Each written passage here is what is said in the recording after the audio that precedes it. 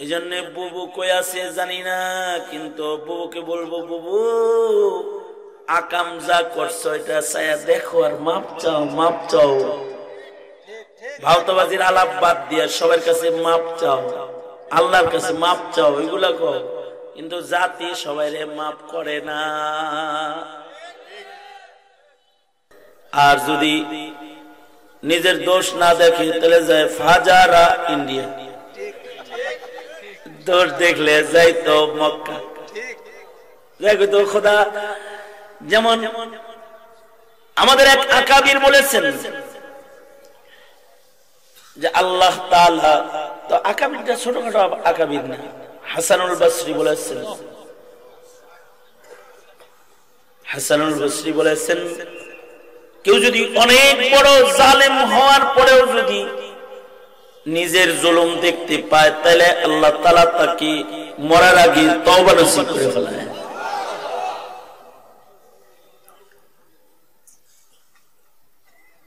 এই কারণে উলামায়ে কেরামদের কেউ কেউ বলে হাজ্জাজ রে আল্লাহ মাফ করে দিবে। হাজ্জাজ ইবনে ইউসুফের মতো বড় জালেম হয় নাকি? ইতিহাসের পাতায় হাজ্জাজ কি বলে, জালিমুন আকবার, জমিনের সবচেয়ে বড় জালেম হলো হাজ্জাজ ইবনে ইউসুফ। কারণ হাজ্জাজ ইবনে ইউসুফ জাগরে মারছে, এদের একজনের রক্ত যদি একদিকে রাখা হয় আর সারা দুনিয়ার সব মজলুমের রক্ত যদি আরেক দিকে রাখা হয়, একজনের রক্তের ওজন বেশি হয়ে যাবে। সাঈদ ইবনে জুবাইর, মালি ওয়ালি সাঈদ, মালি ওয়ালি সাঈদ। হাজ্জাজ মরার আগে খালি এরকম বলছে, সাঈদ বদদুয়া দিচ্ছে আমারে, কি জানি হইল আমার সাঈদ বদদুয়া দিচ্ছে। সাহাবী মেরেছে, এমন সাহাবায়ে কেরামদেরকে শহীদ করেছে। তারপরেও ঐতিহাসিকদের কেউ কেউ বলে আল্লাহ তো গফফার, হেরেও মাফ কইরা দিতেও পারে, বলা যায় না। কারণ হলো কাবার দরজায় যায় বলতো আল্লাহ, সারা দুনিয়া বলে আমি জালিমুন আকবার, কিন্তু আমি বলি আমার মাওলা আল্লাহু আকবার। আকবার মালিকের শান তখনই তো রক্ষা হবে যখন জালিমুন আকবারকে মাফ করবে। আল্লাহ তুমি আমারে মাফ করে দাও। যাই ওগুলো বলতে চাই না, ঐতিহাসিক বক্তব্য ওগুলো। কিন্তু কেউ যদি নিজের অপরাধ দেখে তাহলে তার তওবা নসিব হয়। এই জন্য বুবু কই আছে জানি না, কিন্তু বুবুকে বলবো, বুবু আকাম যা করছো এটা চাইয়া দেখো আর মাপ চাও, মাপ চাও। ভাওতাবাজির আলাপ বাদ দিয়া সবার কাছে মাপ চাও, আল্লাহর কাছে মাপ চাও, এগুলা কর। কিন্তু জাতি সবাই মাপ করে না। বিপদে পড়লে তো বাঘেও ঘাস খায়, বাটে পড়ে গেলে অপরাধীও মাপ চায়। তাই বলে অপরাধীকে ক্ষমা করে দেওয়া হয় না, অপরাধীকে তার সাজা পেতেই হয়। ভাওতাবাজির আলাপ যতই করো, আসো খালি হিসাব নেওয়া হবে, হিসাব নেওয়া হবে। জাতি কাউকে, ইতিহাস কাউকে ক্ষমা করে না। ভারহাল তবে কেউ যদি সিগারুন নফস, নিজেকে ছোট মনে করা জানে যদি কেউ, তাহলে ওর অপরাধ দেখে হবে।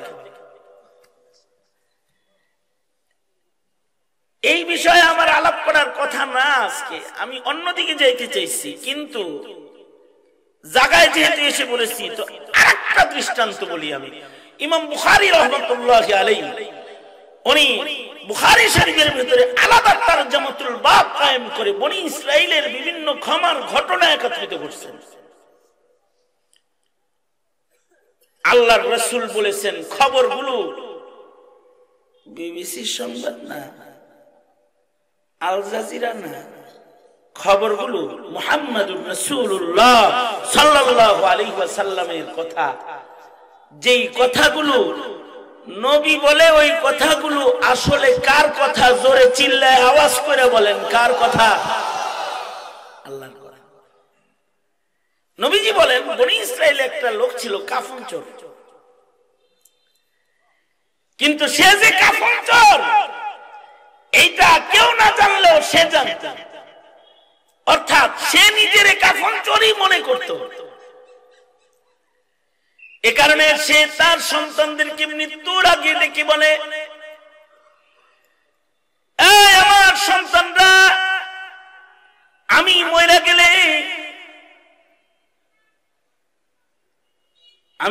গেলে আমার লাশটা আগুন দিয়া পোড়ায় দিবি, ছাই বানায় ফেলাবি, মাটিতে কবরে দাফন করিস না। আমি মরে গেলে পরে আমার লাশ আগুন দিয়ে পুড়ে ছাই করে দিবি। আমার লাশটা পুড়ে গেলে ছাই যা হবে, এই ছাই গুলাকে দুই ভাগ করে এক ভাগ ছাই বাতাসে উড়াইয়া দিবি, আর এক ভাগ ছাই পানিতে ভাসাইয়া দিবি। কারণ মহান আল্লাহর দরবারে দাঁড়ানোর মতো সাহস আমার নাই। আমাকে হিসাবের কাঠ করায় দাঁড় করাইলে নাজাতের কোন রাস্তা আমার নাই। সরওয়ারে দু আলম বলেন, ছেলেরা তাই করলো। বাপ মরে গেলে বাবার লাশ আগুন দিয়া পুড়ায় ছাই বানাইছে, ছাইগুলারে দুই ভাগ কইরা এক ভাগ ছাই বাতাসে উড়াইয়া দিছে, আর এক ভাগ পানিতে ভাসাইয়া দিছে। কিন্তু মহান আল্লাহ তাআলা তাকে মৃত্যুর পরে আবার খাড়া করে ফেলেছে। অর্থাৎ আল্লাহ তাআলা বাতাসকে বলেছে, এই বাতাস, তোর ভিতরে একটা লোক আইছে, বাইর করে দে। বাতাস কার গোলাম? আরো জোরে আওয়াজ করে বলেন, কার গোলাম? পানিকে বলে, তোর ভেতরে আমার এক বান্দা লোক আইছে, বাইর করে। পানি কার গোলাম? লোকটা যখন অস্তিত্ব এসে গেছে তো আল্লাহ কয়, এত ড্রামা করলি কে, এরকম নাটক করলি কি লেগে, যে নিজের আগুন দিয়ে পুড়াইলি, ছাই হইলি, বাতাসে লুকাইলি, পানিতে লুকাইলি, কেন করছো সেগুলো? বান্দা বলে, আল্লাহ কেউ জানে না কেন করছি, আপনি তো জানেন, আমি আপনাকে ভয় পাই। আল্লাহর রাসূল বলেন, আল্লাহ তাআলার সাথে সাথে বান্দাকে বললেন, ঠিক আছে আমারে ভয় পাস, যা, এইটাই পছন্দ হয়েছে, এই কারণে তোরে মাফ করে দিলাম। হাফিজ ইবনুল হাজার আসকালানী বলে, তোমরা মনে করো না এই লোক পুনরুত্থান বিশ্বাস করে না, এটা মনে করো না। আল্লাহ যে বাআস বা'দাল মাউত, মরার পরে আবার যে মিশে যাওয়া, পচে যাওয়া, মাটিতে লুকায়া যাওয়া মানুষকে আবার দাঁড় করাবে, আল্লাহ যে এটা পারে। আল্লাহ পাকের এই কুদরতকে সে অস্বীকারী না, সে বাস বাদাল মাউতের পরে ঈমান রাখে, কারণে তো হিসাবের সামনে যাইতে চায় না। তবে তার ভেতরে আল্লাহর আদালতের হিসাবের ভয়ের পাশাপাশি আরো একটা সিফত তার ভেতরে আছে, সেটা হলো সিগারুন নফস।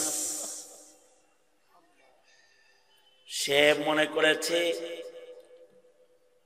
রাজার রাজা যিনি রাজাগের বিচার করবে, যিনি শেখ হাসিনার বিচার করব, যিনি ডক্টর ইউনূসের বিচার করবে, যিনি এরশাদ চাচা শেখ মুজিবের বিচার করবে, তিনি বুঝি এই দেশের একজন কাফন চোররে খুঁজবে। সে মনে করছে আমি তো ছোট, আমি একটা কাফন চোর, মহান আল্লাহ হয়তো এত রাজাদের ভিড়ে, এত বড়দের ভিড়ে কাফন চোরকে খুঁজবেই না। এই যে নিজের ছোট বানাইছে,